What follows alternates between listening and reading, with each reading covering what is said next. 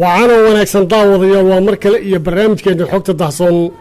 qaybteennana waxaanu ku soo qaadanaynaa qisada gantaalka Hindiya ku soo riday dayax gacmeedka hawada sare maaxayay ku soo dhawaada barnaamijka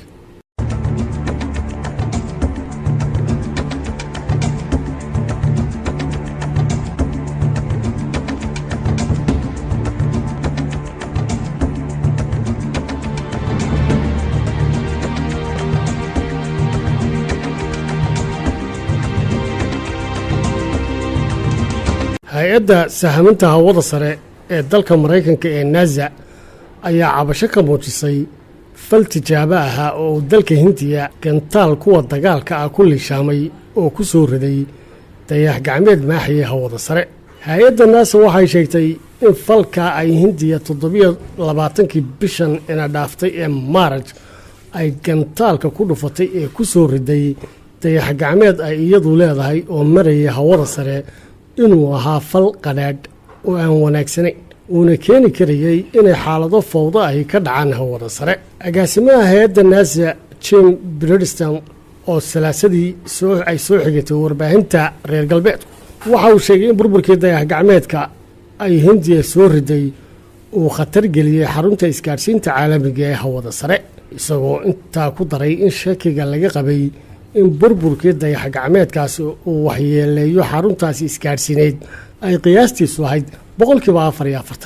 xitaa 10 maalmood ka bacdi markay Hindiya tijaabada samaysay. waxaase uu caddeeyey inay haatan xaruntii isgaarsiinta caalamiga ahayd ee hawada sare ay nabad qabto.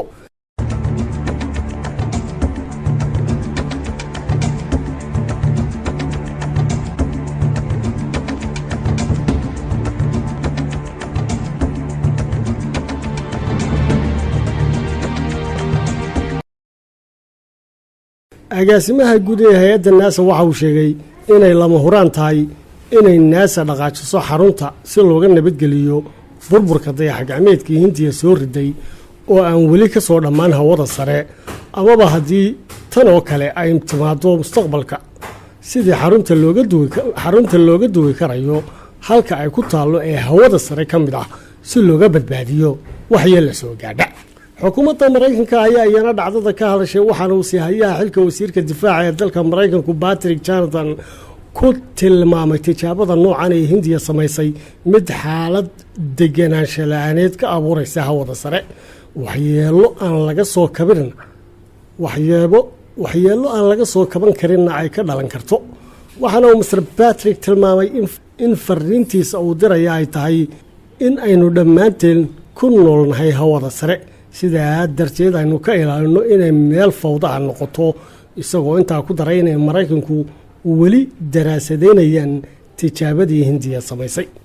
wasaaradda arrimaha dibadda ee dalka Hindiya ayaa iyaduna waxa ay yaraysay khatarta ka iman karta burburka dayax gacmeedkaasi, waxaana ay sheegtay in tijaabadaasi ka dhacday meel aan aad uga fogeyn dhulka burburkii dayax gacmeedkaasina uu iska soo daba daadanayo oo laga yaabo inuu ku soo dhamaado muddo dhowr toddobaad. ra'iisul wasaaraha Hindiya Narendra Modi ayaa waxa uu ku dhawaaqay in Hindiyana ay ka mid tahay 4 dal ee kaliya ee dunida oo dhan ka haysta gantaalkan ay tijaabisay oo ah gantaalaha lagula dagaalamo dayax gacmeedada hawada sare maraya, iyadoo 3 wadan ee kale ee gantaalaha noocaas haystaana ay kala yihiin Mareykanka, Ruushka iyo Shiinaha.